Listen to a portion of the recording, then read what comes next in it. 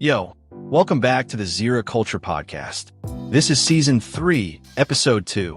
Last time, we got into culture in general, what it really means, and how it shapes the way people think, live, and move through society. Today, we're stepping into something that feels normal now, but honestly is still pretty new when you zoom out. Internet culture. Because if you've ever caught yourself thinking, why does the online world feel so different from real life? You're not alone. Sometimes it really does feel like two separate universes. One is the world on your screen. The other is the world outside your front door. And depending on where you spend most of your time, one of those can start to feel more real than the other. Let's start with the digital world itself. Think about how much time people spend online every day.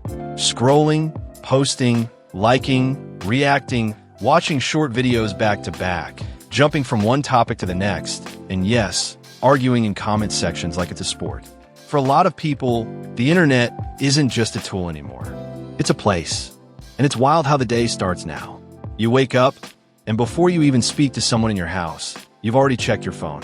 You've already seen updates, jokes, hot takes, maybe some bad news, maybe an argument you didn't ask for, and maybe a trend that everyone is suddenly pretending they've always known about.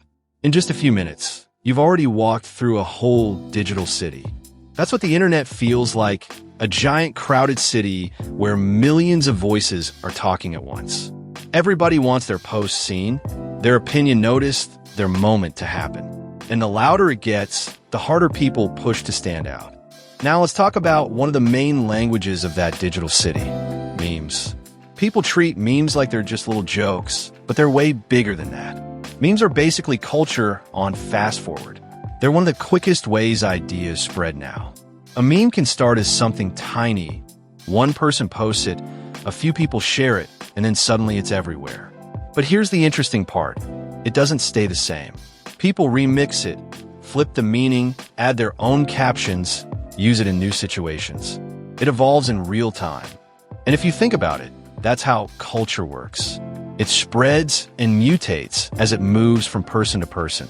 Some people even compare the spread of ideas to the way viruses replicate, not as an insult, but as a way to explain the speed and the copying.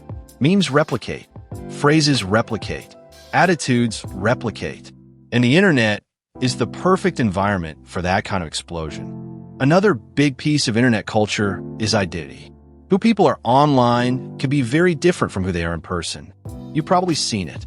Someone who doesn't talk much in real life might be bold online. Someone who's shy might become super confident behind the screen. And in a way, the internet gives you that power. You can build a version of yourself. The question is, how close is that version to the full reality? Because online, it's easy to show a highlight reel. The wins, the best angles, the flex, the I'm doing great energy. But what you don't see is what's happening off camera. The stress, the doubts, the setbacks, the boring days, the hard work that didn't get posted. So you end up with a world where everybody seems like they're always winning, always glowing, always up. And if you're not careful, you start comparing your behind the scenes to somebody else's best clip. That's one of the quiet ways internet culture can mess with real life without you even noticing. Now here's where it gets really interesting. The online world doesn't stay online. Internet culture leaks into real life constantly. Words that started as online slang become everyday conversation. Trends that blow up on social media show up in how people dress, how they talk, what music they play, even how they think. Songs can become famous online before the radio even touches them. A dance trend can make an unknown artist global in a week. A phrase can go from a comment section to people saying it at school, at work, in the street, like it's always been part of the language.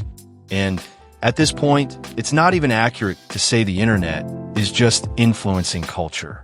In a lot of ways, the internet is culture now. That's the new reality. The difference is the speed. Everything moves so fast. What's trending today can be completely forgotten tomorrow. A person could be famous for a week and gone the next.